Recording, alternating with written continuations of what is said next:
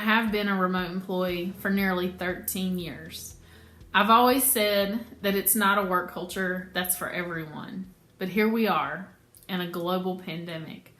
So we thought it would be great if I chimed in with a couple of tips and tricks of my own from how I've adjusted over the last 13 years to working from home as well.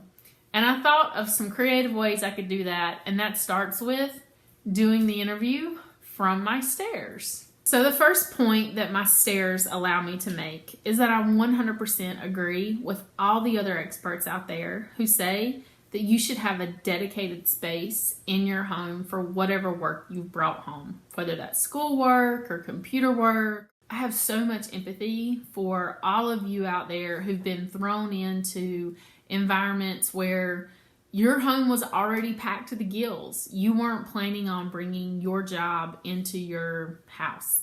So do what you can. Find a nook in your spare bedroom. Commandeer the dining room table. Clean out the biggest closet that you've got and stick a table in there. Do whatever you've got to do to set yourself up an environment that is strictly for you to go to every day for the work that you've got to do. A lot of people are talking about routines and the importance of developing a routine now that you're working from home. Everything from getting up and getting dressed to the importance of hygiene and taking a shower every day. All are important things. But you do what works for you. The only thing that has been routine about every single day of my work from home culture has been, number one, that I go up these stairs every single day. The second thing that's routine about every single day of my work life is that I walk to the mailbox and check the mail every single day. It's good to just get out of the house, get some sunshine, walk in the rain, whatever the weather's doing that day. Each day to just break up sometimes and come down out of the office. Checking the mail is pretty promptly followed by giving a treat to my four-legged coworker. She never lets me forget treat time after checking the mail. The third thing that's important about my routine and what works for me, and that these steps help me to prove to you, is that I come down the stairs every day. We're bringing our jobs and our schoolwork into our homes. So it's more important now than ever that you own your calendar and that you block time for life to still happen. Something that I've always done and I find even more critical during this time of COVID-19 is to reward myself whenever I finish a big project or I've really been focusing on a particular a task that I've been working on for work. And some of the ways that I do that are taking a walk outside around my house, or if you live in an apartment, your apartment complex, or taking a break to call a coworker or a friend when I finish a big project just to catch up and talk about what's going on in their lives.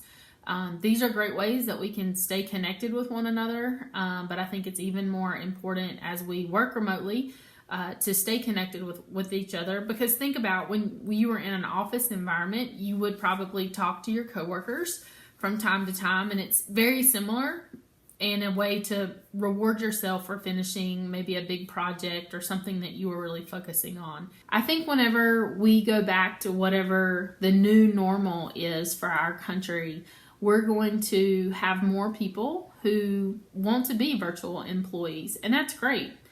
It's 2020. Let's have more people who can work in this type of environment.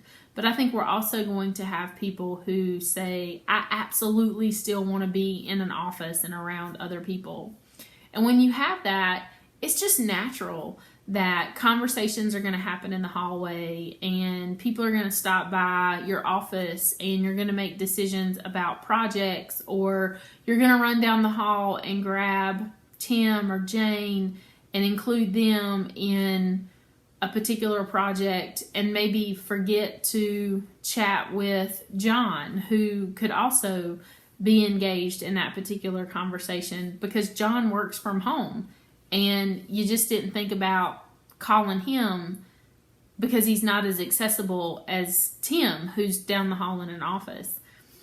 And so as we go back to that, and even now, because you may be experiencing this in your current work environment, being more intentional in our thoughts and who we include in emails, in team meetings, in one-on-one conversations. And I would also just like to say to the students who are part of AFA that we serve, you all are learning so much. You are our virtual coworkers of the future.